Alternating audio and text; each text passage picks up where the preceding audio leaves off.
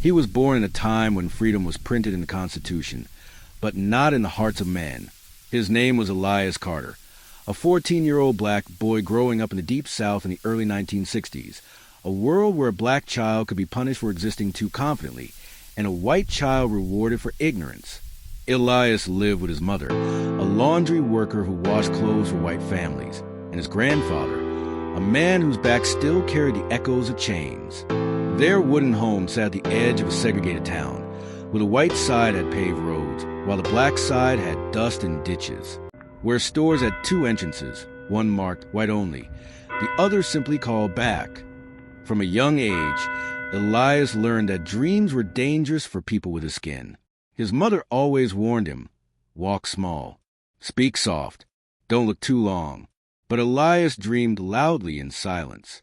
He read every newspaper you find, collecting stories of Rosa Parks refusing to stand, of students sitting in at lunch counters, of young men speaking into microphones with thunderous voices demanding equality. He wanted to be one of them. He wanted to be someone who mattered. But in the South, they had a way of reminding black people their place. And they chose Elias as their next warning. The day everything changed. One humid afternoon, as cicadas buzzed through the air, a local white girl from town went missing. The whole town erupted in panic, not out of care for her life, but out of hunger for someone to blame. And history had taught them exactly where to point their fingers. Within hours, rumors spread like wildfire. A black boy was last seen near the woods. A black boy had been acting strange. A black boy fit the description. They didn't know who. They didn't care who. The sheriff didn't ask questions. He arrived at Elias's home with fury in his eyes and a shotgun in his hands. Elias's mother screamed, begging for mercy, but the sheriff dragged her son by the collar like an animal. Neighbors watched from their porches, helpless, terrified, swallowed by the same fear that had kept their parents and grandparents silent. Elias was thrown into a jail cell, his wrists bound, his dignity stripped. In that moment, he wasn't a child. He was a target. The black community rose. News spread fast through the black side of town. Churches filled not for worship, but for war prayers. Elders gathered in whispers. Mothers wept for a boy they didn't birth. Men clenched their fists, torn between fury and fear. They had seen too many names turned into tragedies. They had seen boys disappear before sunrise and never return before nightfall. They had buried too many dreams beneath unmarked soil. But this time, they refused to let Elias become another ghost in history. They marched, not with signs, not with chants, but with unshaken presence.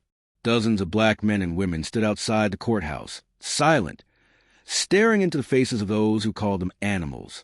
It wasn't noise that broke the town's peace. It was defiance. Truth found its way. Days passed.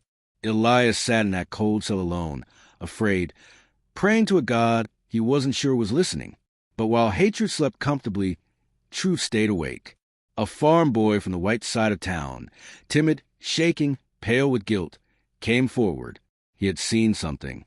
He confessed that the missing white girl had simply gotten lost in the woods and been found safe the next day. She was never harmed.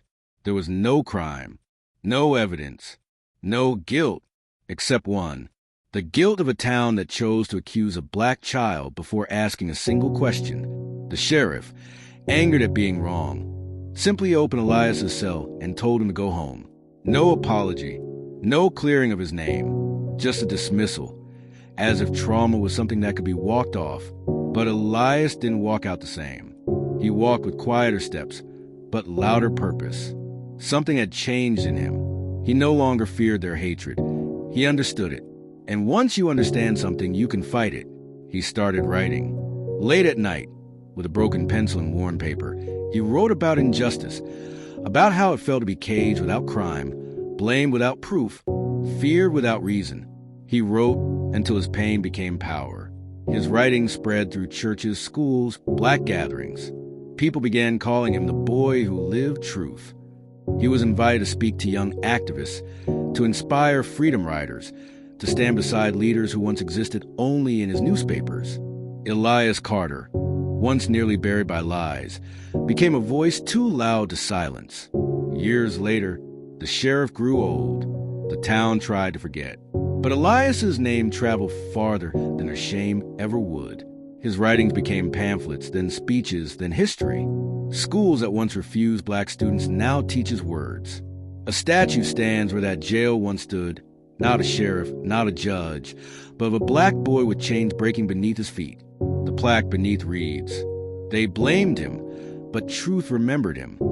This was never just a story of Elias Carter. It was a story of every black child who was feared before they were known. Every black mother who prayed with trembling hands. Every black man who walked with caution because survival demanded it. They tried to bury him in accusation, but they forgot that seeds grow when buried. And Elias grew into a forest of resistance. They blamed him, but truth remembered him. Please like and subscribe.